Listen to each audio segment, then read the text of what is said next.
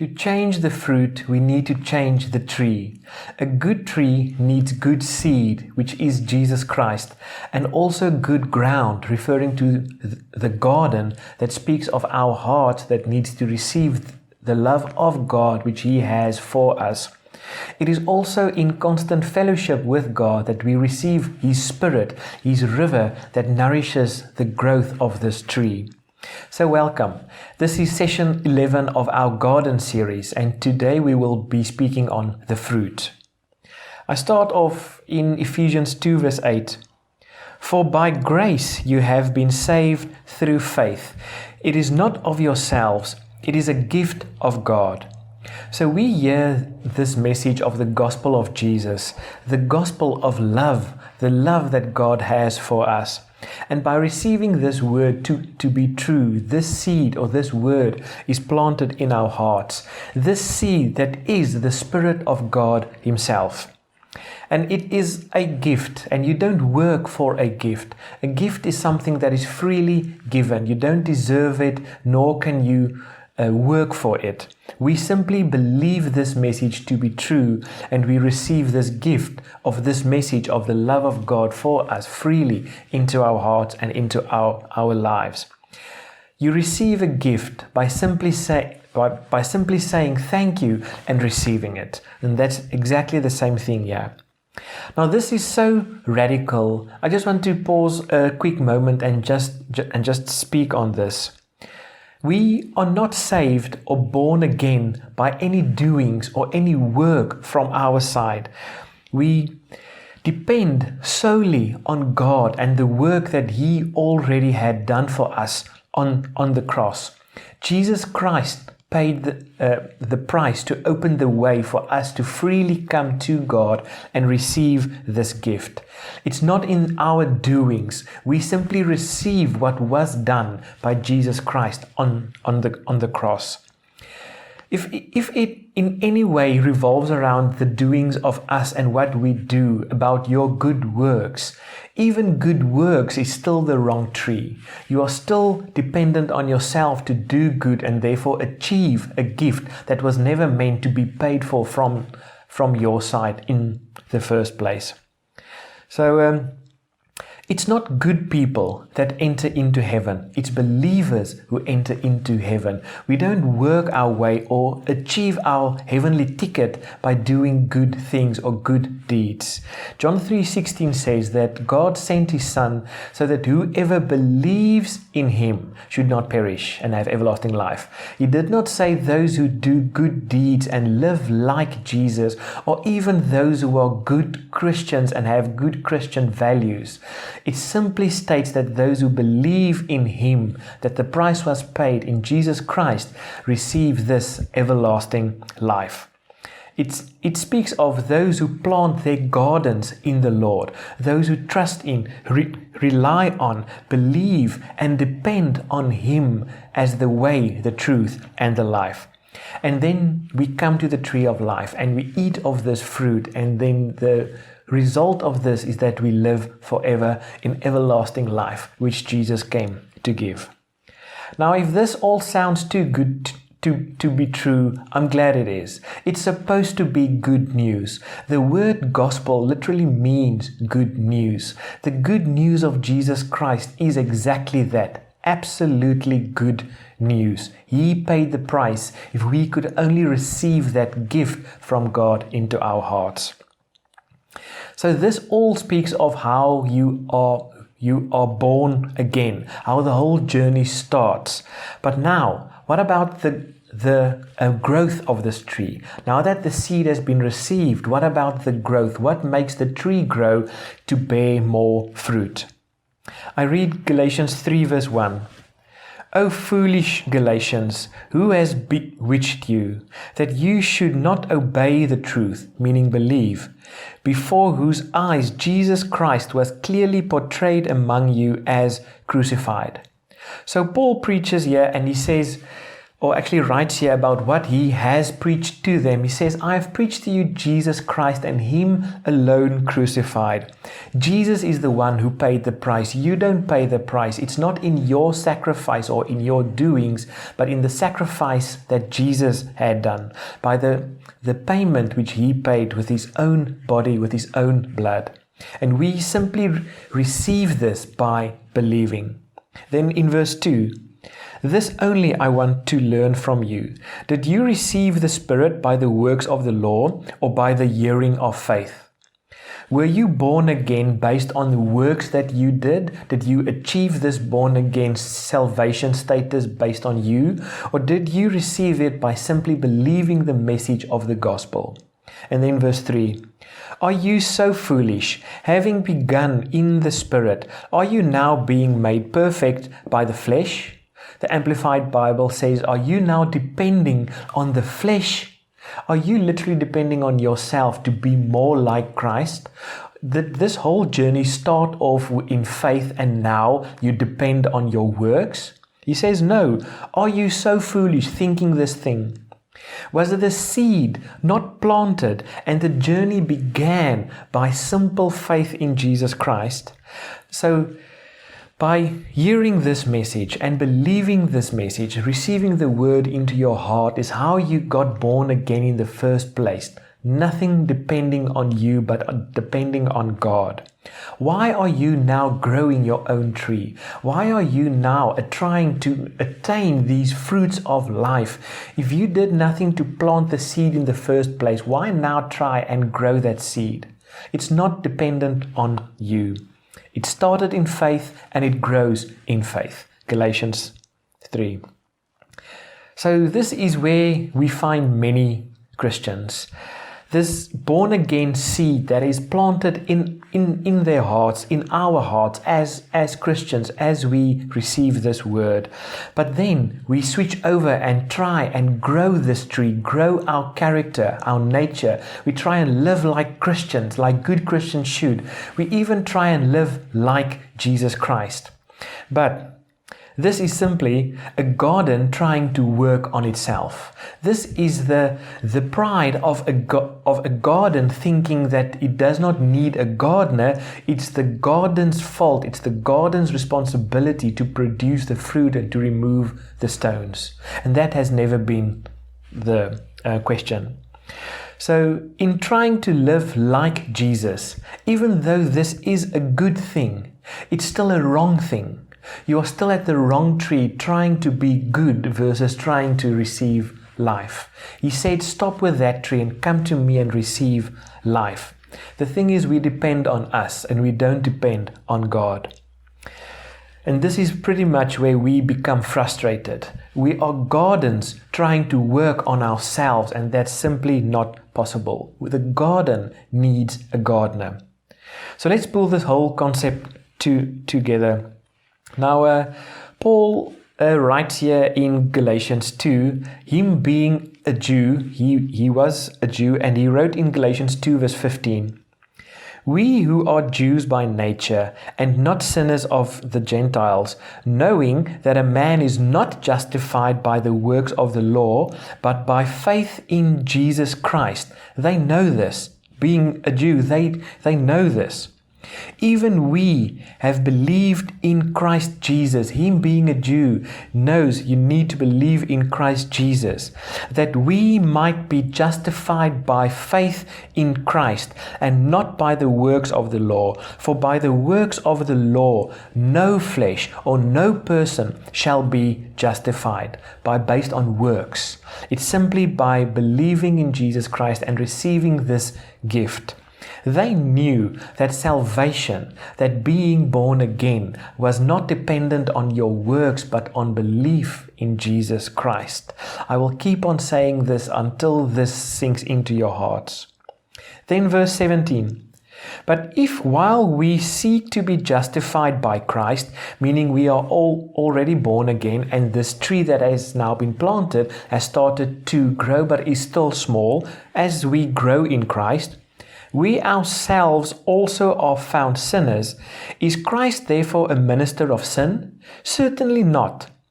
If we are born again, but we still have some sort of sin, some rock, some stoning in our ground that is not supposed to be there, this is not to say that the message is not working. This is not to say that Christ does not want to end or stop the sin in our lives. He's not condoning the sin.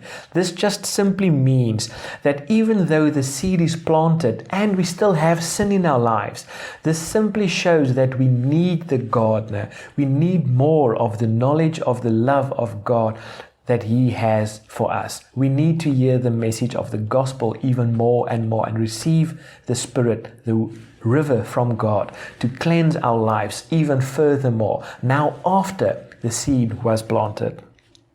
Then in verse 18, "For if I build again those things which I destroyed, I make myself a transgressor. For I, through the law, died to the law, that I might live to God." Now, building again on these things, speaking about works, these things I've already put aside. It's not by my works. Why would I now go back and try and build on these works again? Then I am the transgressor that then goes back to the thing that I've already put aside. Now I'm continually going back to this thing. This means we focus again on ourselves. The whole process started off with focusing on God and receiving His love. But now that the seed is planted, why do we then start focusing back on us? Why do we start focusing back on the rocks, on the sin in our lives, and the garden, focusing on the garden itself instead of on the river, on the relationship with God? Then we find Galatians 2 verse 20. "I have been crucified with Christ. It is no longer I who live, but Christ lives in me. I don't live for myself. My life is the seed of the tree of life that has been planted in me. I am not the source of my own life, but God is the seed of life. And the life which I now live in the flesh, meaning here on earth, not one day when you go to heaven. Now I live by faith in the Son of God who loved me and gave Himself for me. I do not set aside the grace of God. For if righteousness comes through the law, then Christ died in vain. If righteousness could be achieved by your works, then what was the purpose of Christ dying for in the first place? We know that no person shall be justified by dependence on his works on the law, but on faith in Jesus Christ alone, by receiving the gift of the message of the love of God that He has for us.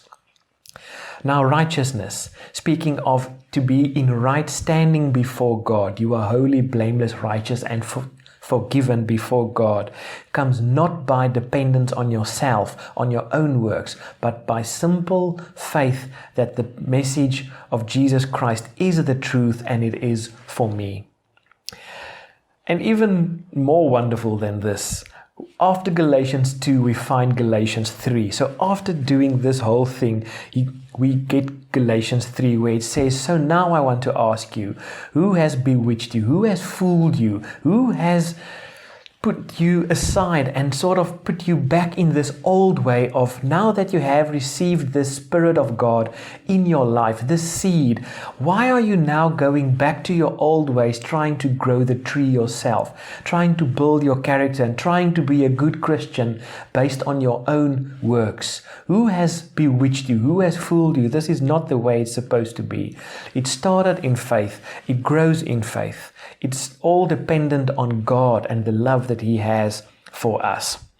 So we need Jesus to be Himself in us. We need the seed of life that is planted to become the tree of life, to produce fruit of life in our lives.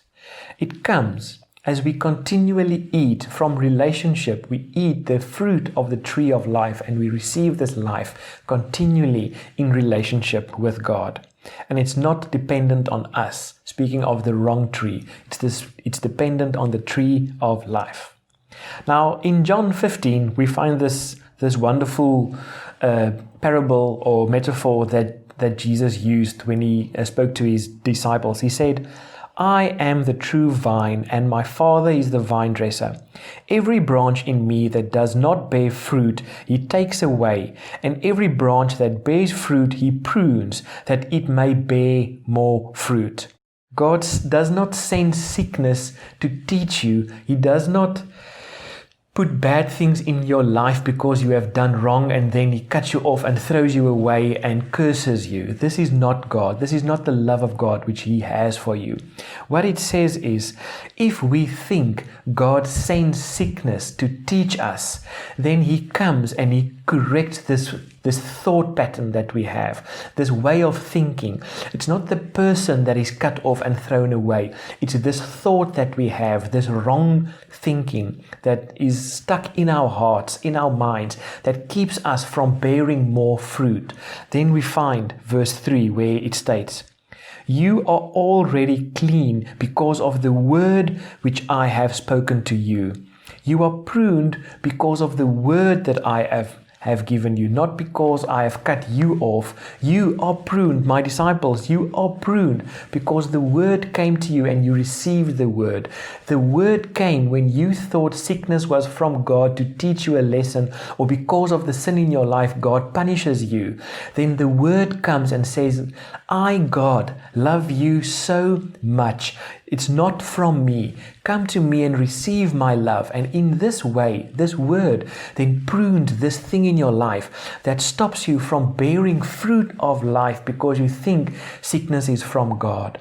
And when you come to know the love of God, that sickness is not from him, we receive the love and the sickness goes. And you are pruned by the word which you have received. If I just go on, he says, abide in me and I in you, meaning relationship. As the branch cannot bear fruit of itself unless it abides in the vine, neither can you unless you abide in me. I am the vine, you are the branch. He who abides in me and I in him bears much fruit. I can add here fruit of life. For without me you can do nothing. The fruit has never been dependent on you, but dependent on God. The moment you break off the branch from the tree, the branch cannot bear fruit. But while it's stuck to the branch, or while the branch is stuck to the tree produces fruit through the branch. We need the tree. We need the vine.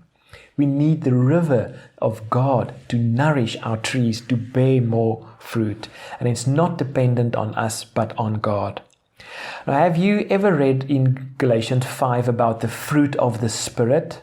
It's not the fruit of you or the fruit we must try to have. It's the fruit of the Spirit. Therefore, by receiving the river, the Spirit, we allow the Spirit to produce its own fruit. It's not dependent on us, but dependent on God. Then in John 15 verse 7, if you abide in me and my words, or the seed, abide in you, you will ask what you desire, not just what you need. What you desire, and it shall be done for you. By this my Father is glorified, that you bear much fruit, so you will be my disciples. So if you receive the word as a seed, you will have the fruit of a son, because you received the seed of the Son. Now God delights in us asking and receiving, because he is then glorified as being a good father who has a good relationship with his son. And in this, others can come to know that he truly is a good father. And people who are born again and don't experience this, or who are not born again and have never had this opportunity, can see what the fellowship with God truly is, and they can come freely to this good Father and receive God as Father. It is as we demonstrate relationship, as we demonstrate this fellowship or the sonship, we produce fruit, and God is glorified as people then see what is true about a good relationship between Father and Son. So in this relationship, God is the seed, and everything we need is inside the seed. It is also the seed's job to grow, not the ground's job. It's the ground that simply holds the seed, that receives the seed. And then we also receive the river, the Spirit, which is also from God, to nourish the seed, to make the tree grow, which then bears fruit. In 1 Corinthians 3 verse 16 in the Amplified Bible, Paul again writes here, I, Paul, planted, Apollos watered, but God all the while was making it grow, and He gave the increase. So you heard the message preached, and by the Spirit that seed was planted in your heart, and you continue to hear this message of the love of God, of the good news of Jesus Christ. And we hear this and receive this in the same way as we did the seed. Now we receive the message continually. By receiving this, we receive the water, the Spirit from God, which nourishes this tree. So the seed came by God, the nourishment comes by God, the growth comes by God, the fruit is produced by God. None of it is dependent on you. We simply receive this free gift. So if it all depends on God and it all depends on Him, where do we fit in? If we are not responsible for the fruit, where in this story do we fit in? So this is where we will get to in our next session, which will also be our last session, where we will be speaking on the whole story.